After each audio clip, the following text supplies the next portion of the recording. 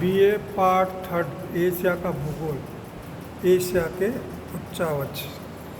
तो प्रिय छात्रों, आज हम अध्ययन करेंगे एशिया के उच्चावच। एशिया महाद्वीप एक विशाल महाद्वीप है और विशाल महाद्वीप होने के कारण इसमें उच्चावचों का मिलना भी एक महत्वपूर्ण तत्व है, क्योंकि विशाल महाद्वीप होने के कारण इसमें कई प्रकार के उच्चावच मिलते हैं। ये 5 उच्चावच हैं आपके। मध्यवर्ती पर्वत पठार क्रम, ये पहला उच्चावच है। दूसरा है नदियों के मैदान, और तीसरा है दक्षिण प्रायद्वीपीय पठार। चौथा है उत्तर की निचली भूमि। पाँचवा है द्वीप समूह मालाएं। तो ये 5 उच्चावच थे। इन 5 उच्चावचों को हमने आपको मध्यवर्ती पर्वत पठार क्रम के बारे में बता दिया है। दूसरा नदियों के मैदान आपको बता दिए हैं। आज हम अध्ययन करेंगे प्रायद्वीपीय पठार। प्रायद्वीपीय पठार ये उच्चावच है आपके, इसे आप देख सकते हो। ये और कौन कौन सी कहाँ पलते हैं, ये आपके उच्चावच हैं। तो इन उच्चावचों में आपको बता चुके हैं हम नदियों के मैदान, पर्वत पठार क्रम, और तीसरा है दक्षिण प्रायद्वीपीय पठार। ये आप दक्षिण प्रायद्वीपीय पठार आप देख सकते हैं, पूरा लिखा हुआ है कितना क्या है। ये दक्षिण प्रायद्वीपीय पठार है, और इसके जैसा कि आप देख रहे हो, ये दक्षिण प्रायद्वीपीय पठार है।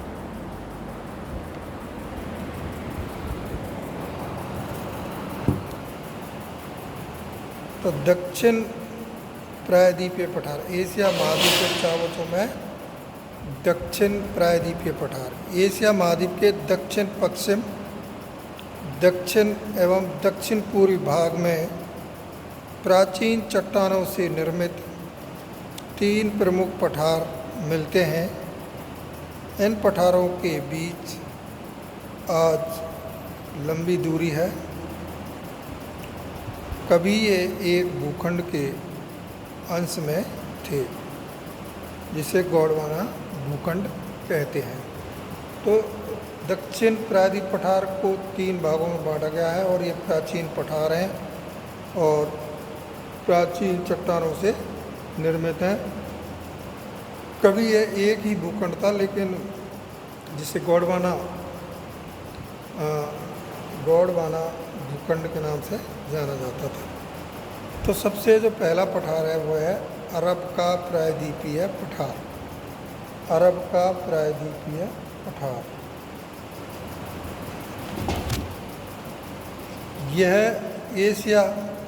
यह पठार एशिया के दक्षिण पश्चिम में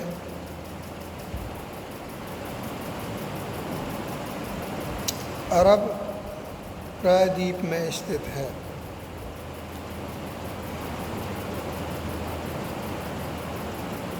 अरब प्रायद्वीप में स्थित है, और यह लाल सागर और फारस की खाड़ी के मध्य स्थित है। अत्यंत प्राचीन एवं कठोर चट्टानों से निर्मित यह पठार प्राचीन स्थल गोंडवाना का अंश है। प्राचीन स्थल गोंडवाना का अंश है। इसमें प्राचीन काल की रवेदार चट्टानें मिलती हैं, जिसमें ग्रेनाइट चट्टान की प्रधानता है। तो इन पठारों में क्या है कि ग्रेनाइट चट्टान अधिक पाई जाती है, और ये रवेदार चट्टानों से बने हुए हैं।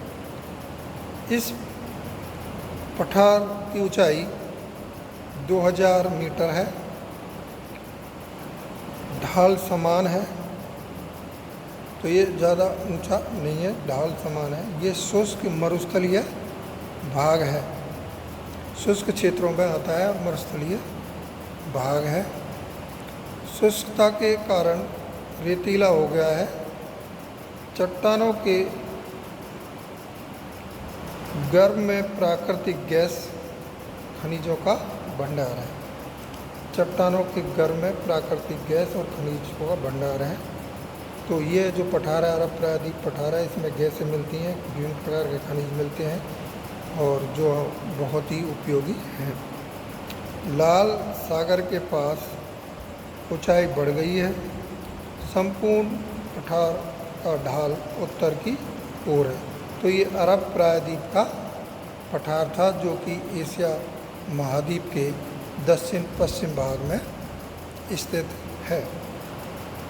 दूसरा जो पठार है वह भारत का प्रायद्वीपीय पठार। भारत का प्रायद्वीपीय पठार, यह पठार भारत के दक्षिण भाग में स्थित है।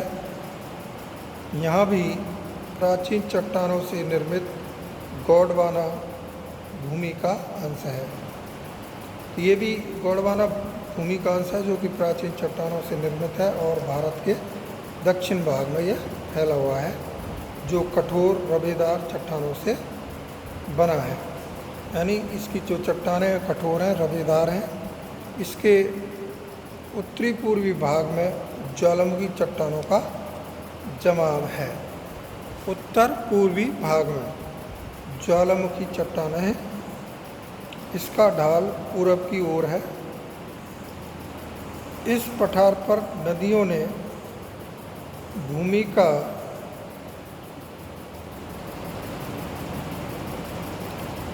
अपहरण अधिक किया है। इस पठार पर नदियों ने भूमि का अपहरण अधिक किया है। इसका ऊपरी धरातल भाग अधिक ऊबड़ खाबड़ है और जो इसकी ऊंचाई है वो 1500 मीटर है। इसकी ऊंचाई कितनी है? 1500 मीटर। पठार के उत्तरी भाग में विंध्याचल पर्वत, सतपुड़ा पर्वत, मालवा का पठार प्रमुख श्रेणियाँ हैं। मालवा का पठार प्रमुख श्रेणियाँ। तो ये पठार के उत्तर पूर्व भाग में पर्वत हैं जिसमें विंध्याचल है, दूसरा सतपुड़ा है और मालवा पठार इसमें आता है। जबकि पठार के दक्षिण भाग में नीलगिरी पर्वत है तथा इलायची की पहाड़ियाँ हैं। इस पठार पर अनेक बड़ी नदियाँ महानदी गोदावरी, कृष्णा, कावेरी एवं नर्मदा प्रवाहित होती हैं। तो फिर जो भारत की प्रमुख जो नदियाँ हैं, महानदी,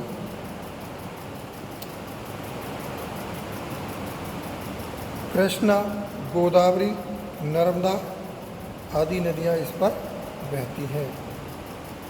खनिज संपदा के भंडार के साथ यह कृषि प्रधान पठार है। इस जो भारत का प्रायद्वीप पठार है, ये पठार खनिज इसमें बहुत मिलते हैं और खनिजों के साथ साथ इसमें कृषि भी की जाती है।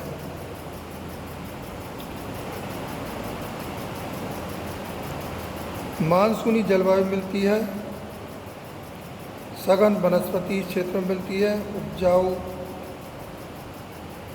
मैदान भी इसमें मिलते हैं। तो ये बहुत ही उपयोगी पठार है भारत का प्रायद्वीपीय पठार, जो कि भारत के दक्षिण भाग में स्थित है और इसमें कई नदियों बहती है, कई पर्वतमाला है इसमें विद्यमान है। तीसरा है हिंद चीन का पठार। हिंद चीन का पठार यह दक्षिण पूर्वी एशिया में फैला हुआ है। हिंद चीन का पठार दक्षिण पूर्वी एशिया में फैला हुआ प्रायद्वीपीय पठार है, जिसका अधिकांश भाग हिंद चीन में स्थित है। कठोर चट्टानों से यह बना हुआ है। इसमें सान, कवि, चाउ तथा यूनान के पठारी भाग भी सम्मिलित है। सान, क्यू, चाउ तथा यूनान के पठारी भाग सम्मिलित हैं हिंद चीन के पठार। इसकी सामान्य ऊंचाई 1200 मीटर है। इस पठार पर नदियों द्वारा कार्य बहुत कम हुआ है, इसलिए यह कटा फटा पठार है। नदियाँ अपना काम बहुत कम कर रही हैं, इसलिए ये कटा फटा पठार है।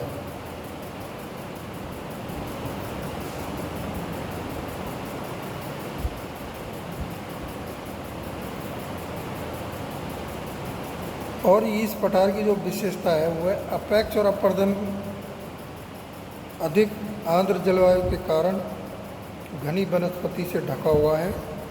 इसका क्षेत्रफल 8 लाख वर्ग किलोमीटर है।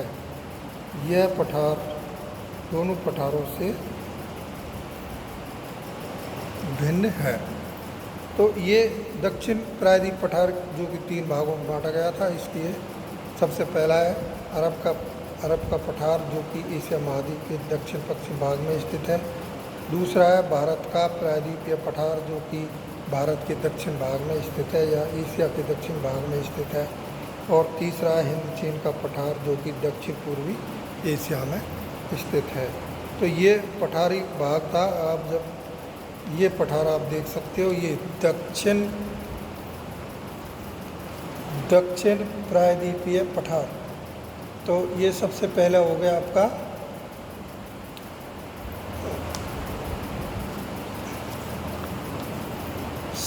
होगा अरब का प्रायद्वीपीय पठार। तो ये अरब का प्रायद्वीप पठार है। दूसरा आपका हो गया भारत का प्रायद्वीप पठार, ये भारत का प्रायद्वीप पठार है। और तीसरा हिंद चीन का पठार, ये तीसरा हिंद चीन का पठार है। तो ये पूरा क्षेत्र आ गया आपके दक्षिण प्रायद्वीपीय पठार के अंतर्गत। तो ये था आपका। उसके बाद आपका होगा ये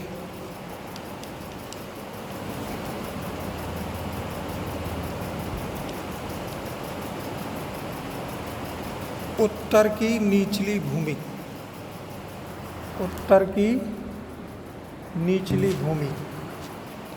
तीसरा है आपके ये उत्तर की निचली भूमि है। ये जो आप ये उत्तर की निचली भूमि का आप फोटो ले सकते हैं और आप अपना नोट्स बना सकते हैं। उत्तर की निचली भूमि।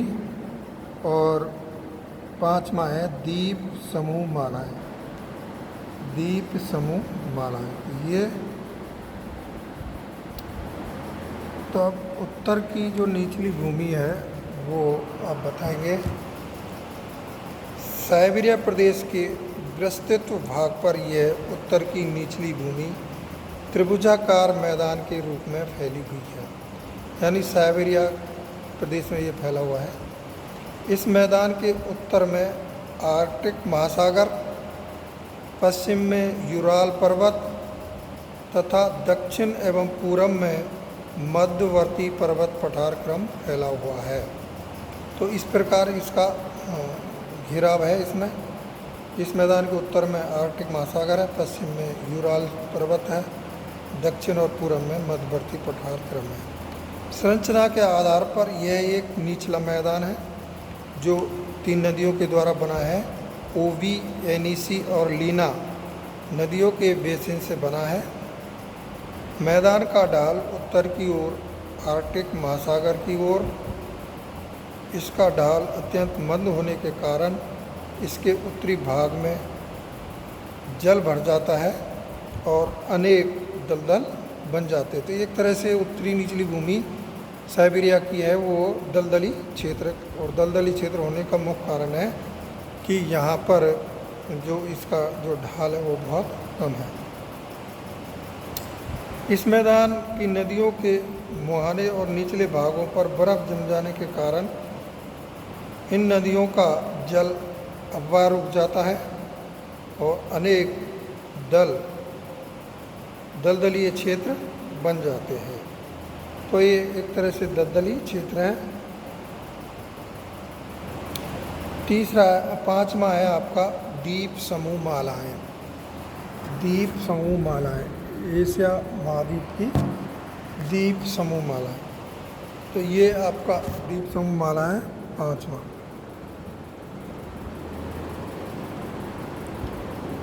द्वीप समूह माला।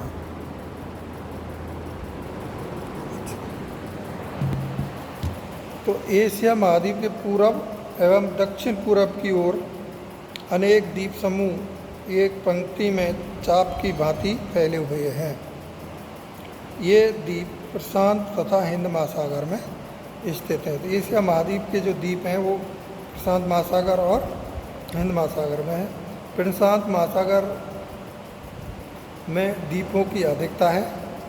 ये सभी पहाड़ी भागों के रूप में है, जिनका निर्माण तृतीय कल्प की नवीन मोड़दार पर्वत श्रेणियों के साथ हुआ है।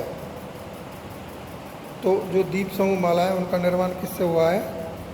तृतीय कल्प की नवीन मोड़दार पर्वतमालाओं के द्वारा हुआ है। इन द्वीपों में पूर्वी और पश्चिमी समुद्र तटों पर सक्रिय मैदानी पट्टी मिलती है। पूरब और पश्चिम क्षेत्र में अगर देखेंगे तो वहाँ सक्रिय मैदानी पट्टी आपको मिलेगी, जो छोटे छोटे द्वीप हैं। इन द्वीपों की सबसे बड़ी विशेषता ज्वालामुखी पर्वतों की अधिकता है। यानी द्वीप समूह जो क्षेत्र है उस क्षेत्रों में ज्वालामुखी अधिक आते हैं, और ज्वालामुखी अधिक आने का और यहाँ पर कई ज्वालामुखी पर्वत आज भी जागृत अवस्था में हैं। इन द्वीप समूह मालाओं के प्रमुख द्वीप Kuril, Hokkaido, Honshu, Kyushu, Chicago, Shikoku, Taiwan, Luzon, Negros, Celebes, Borneo, Java, Singapore आदि प्रमुख हैं। यानी बहुत सारे द्वीप हैं और इनमें से मुख्य द्वीप ये हैं। तो इस प्रकार आपका ये चैप्टर समाप्त होता है, एशिया महाद्वीप की उच्चावच। तो एशिया महाद्वीप के उच्चावचों को हम इन 5 भागों में बांटते हैं, जो कि आपको विस्तार से बता दिया है। थैंक यू, धन्यवाद।